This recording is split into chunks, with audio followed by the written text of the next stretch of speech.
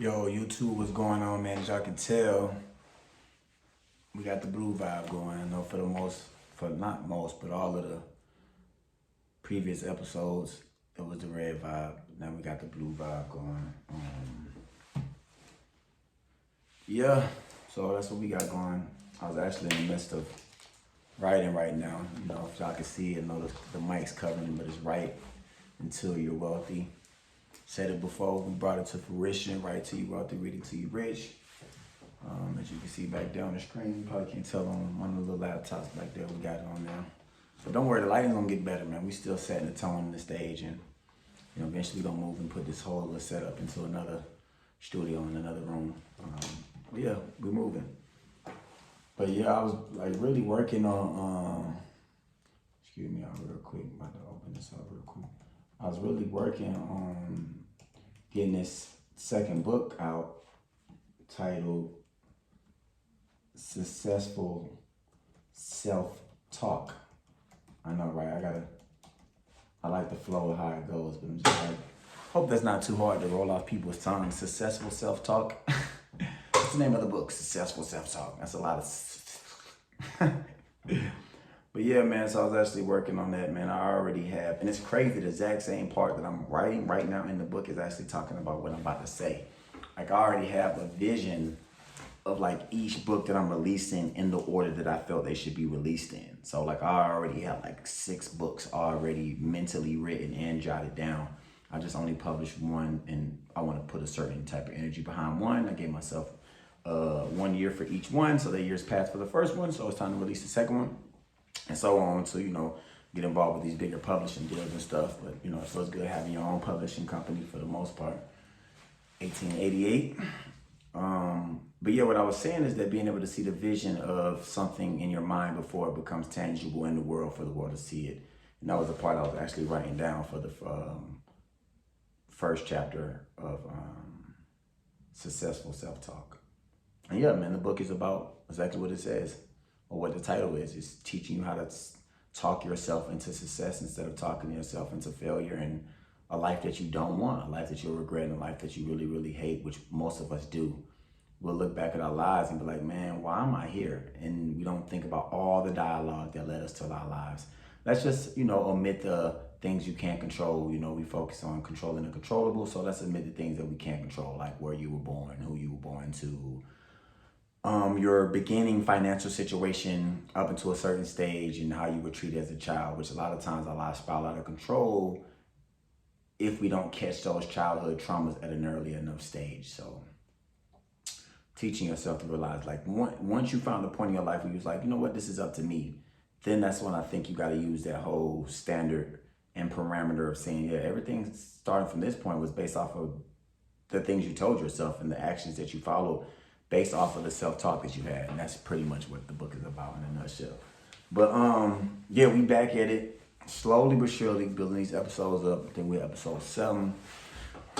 Yeah, we're episode 7. And yeah, this one is another top of the dome topic. I promise y'all, man, I will get back to the structure that I said this Words with Water audio and visual engagement will go by, which is pretty much, I'm doing a book review a little bit, then I'm doing like a little cook-up session where y'all see me make a song, then a listening session where y'all hear me listen to a track that I already made, and then a behind the lyrics.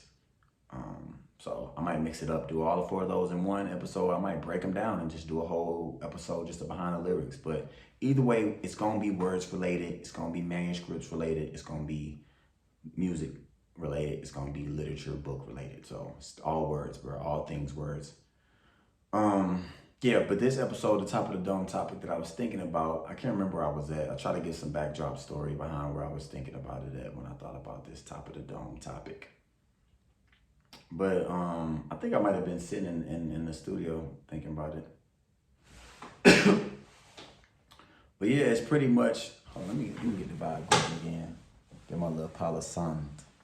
I went down there to my block, man, the infamous L5P, Little 5 Points. If you're in Atlanta, Georgia, pull up on Moreland Ave, Euclid Ave, go holler at the team out there, man. That is it's my neighborhood. That's our neighborhood for all those people that's really in there.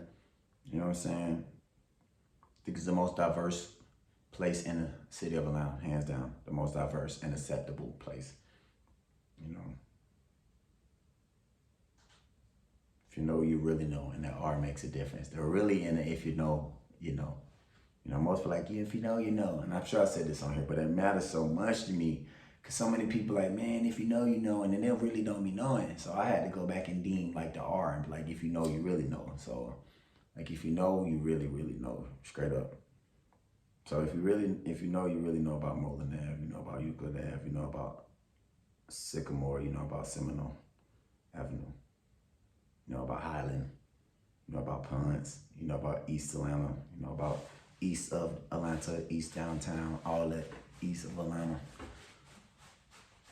But yeah, man, so this top of the dome topic was really just me thinking about like, why is it important to leave people behind when you level up, you know? And it's not like where you're consciously doing that, but it's more like it just happens, you know? It's all energy and it's all vibrations, and it's so amazing like how when we live in life, we don't realize like it's all vibrations, you know, we're all energy. And not to go all deep into metaphysics and physics and all of that, but like electrons, protons, photons, all that stuff. But like, it really is. But the reason why I said why it's important is because if you're still holding on to certain levels and certain habits and certain people, the things that you are aspiring to be and become and do, you will not fully receive those because you're still trying to live two opposite lives. It's like the old story that, don't quote me, but I think it was made by Native Americans, or let's say indigenous Aboriginal people. That sounds better to me. But there was a story about this chief, and he was telling one of his, you know, people in the tribe that, you know, you can't feed two wolves because one wolf has to eat the other. And if you've known me, and whenever this gets out and it gets big and people hear about it, when you know the story, so you can fast forward if you want, or whatever. But so he was saying like, you can't feed two wolves. And it's true, you can't feed two wolves because one wolf is going to eat the other. So one force of you that is opposite is going to eat the other force. That's just how it works. It's like the yin and the yang, realizing they're opposite, but there's still similar parts about it.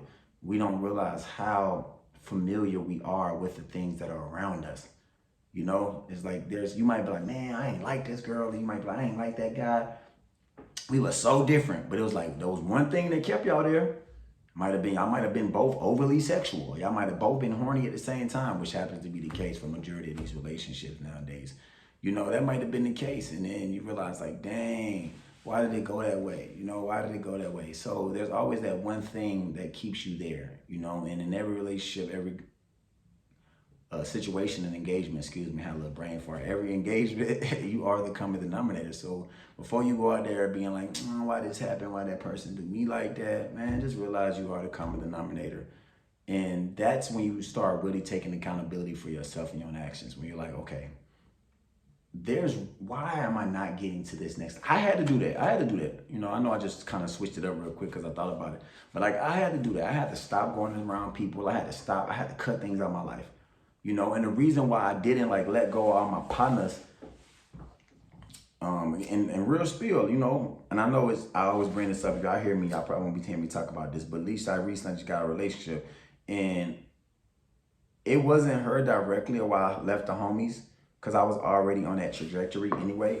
It just happened to be where I was at, is where I met her at, around the homies.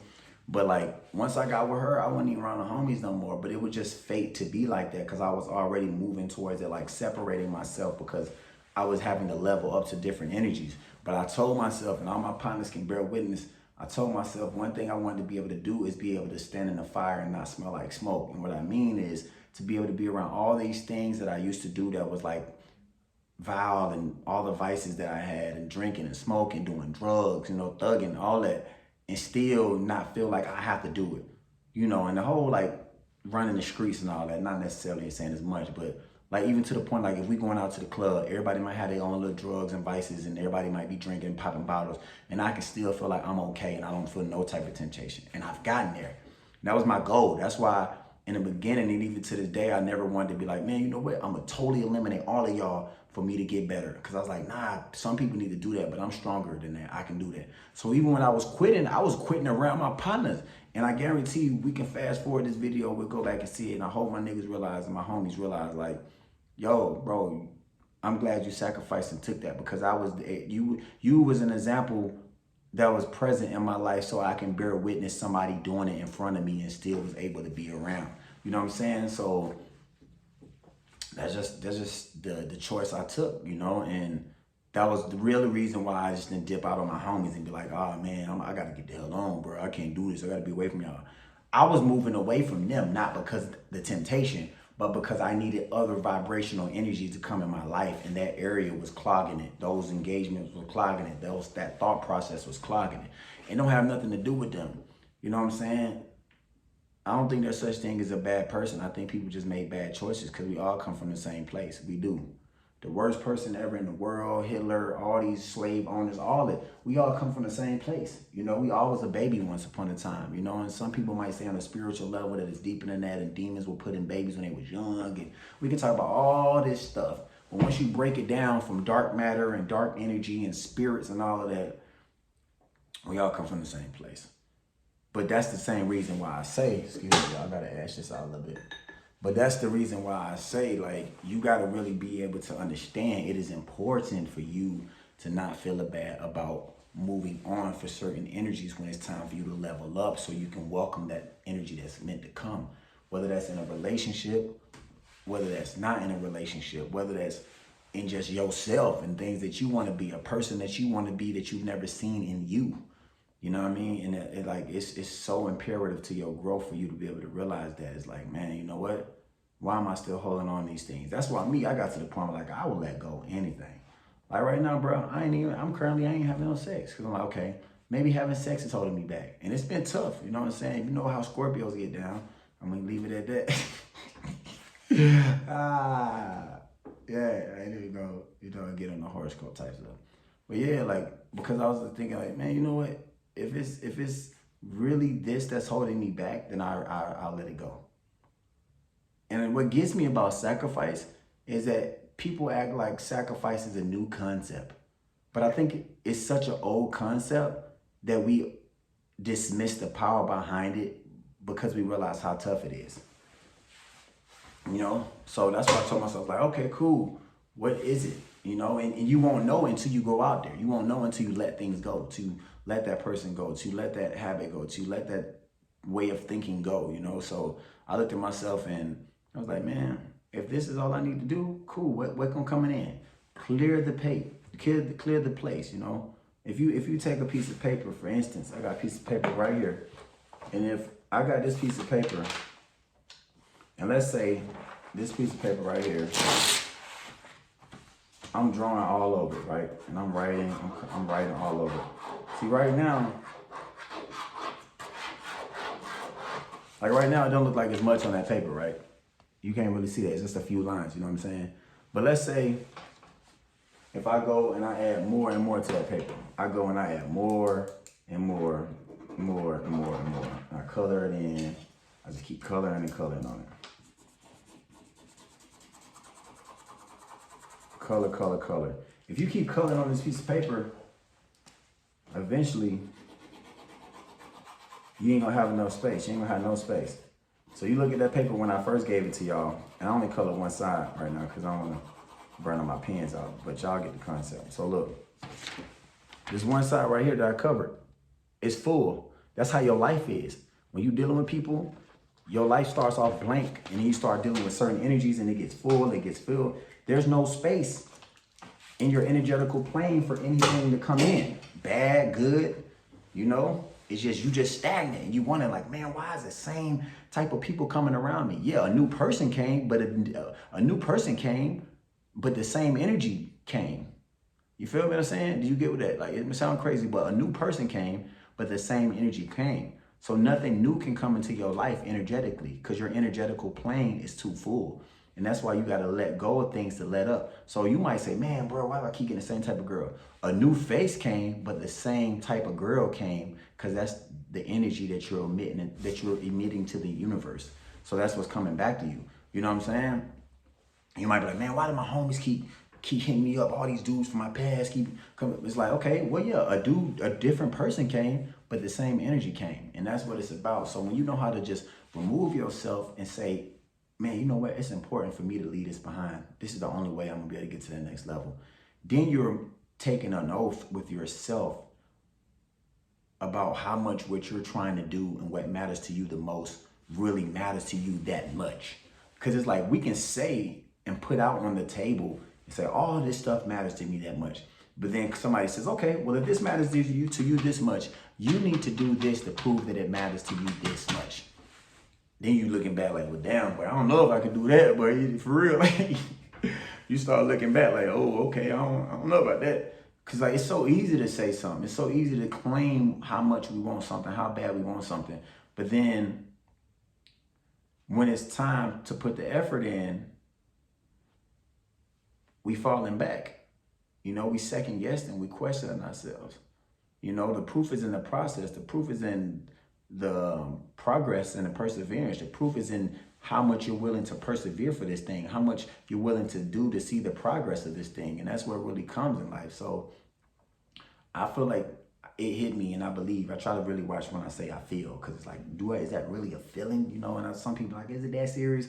And I won't be called words by waters if I don't really take the words that I say to a certain extent. So I really try to be mindful. I consciously apply effort. See, I just said try, but instead of saying try, I like to say consciously apply effort. So I consciously apply effort to be mindful of the words that I use and the power behind them and the meaning. You know, sometimes we just got to keep it light in life and be like, all right, whatever. But still, for the most part, you know, we stay mindful of the things that we use. So when you're like on a day-to-day and you're living your life, you have to put out there and be like, okay, is this something that I'm willing to do for the sake of the things that I say I desire, for the things that I say I want? Hence the word say, emphasis on the word say. Because it's so easy, like, man, I want this relationship, I want this girl. And you have this idea of the perfect man, y'all, women, y'all have this idea of the perfect man. And y'all not knowing exactly what it takes to get that perfect man. You just think you already doing what it takes to get that perfect man. Like, who says that your metric for getting that perfect man is enough? The universe is going to tell you if that metric is perfect enough. I used to have this conversation with my ex, like when it wasn't about relationship stuff. It was about like job promotions and stuff. And she would feel like she needed a job and deserve a job. And I'm like, you know, you really can't determine if you did good enough, because the marketplace is going to tell you if you're good enough. The professor is going to tell you, your professional superiors are going to tell you if you're high enough or good enough, excuse me. You know, and ain't nothing, you know, but bad against her at all. Nothing. I got much love for her to this day. But it's the fact that it's like, we can't treat ourselves like we know that true metric of what it takes to get. We just got to keep doing it. Staying conscious, staying mindful, staying intentional, staying intentional with what we do and how we think and what we do about how we think. You know, so like we can think a certain way, but what are we doing about how we think? We can just think all type of things with no actions behind it. So like, that's the very important part. You have to say in your mind, like, all right, am I doing what's required of me to receive what I think that I want to receive, or the things that I think I deserve, or what I really, really in my essence deserve? You know, when you can say yes to that on a consistent basis through your actions, then it's only a matter of time, y'all. Ladies, it's only a matter of time. Fellas, it's only a matter of time. And time will reveal if you really care about something enough, because you're going to stay consistent and just be like, all right, cool, I'm patient. So ladies, think about that. Why y'all out here wanting this dude and like, man, you know, guys ain't this, niggas ain't this. Where's this guy for me? It's like, who are you building? Are you building the woman that this guy would want to be attracted to? And vice versa. You know, I ain't letting the fellas off. I'm not biased. The dude's going to get it the same way the girl's going to get it.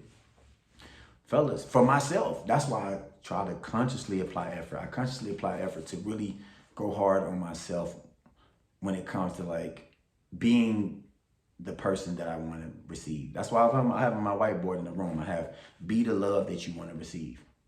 No, that's it. I don't have a TV in my room, none of that. It's my room, the most basic place ever. It's for sleep, it's for reading, it's for motivating. I might put a TV in my room again. I ain't had one in there for years, because I'm just like, I ain't trying to invite that energy. So the TV in the studio up here is huge. You know what I'm saying? But I'm thinking in my mind, like, you know, I work to be the love that I want to receive. be the man for the woman that I want.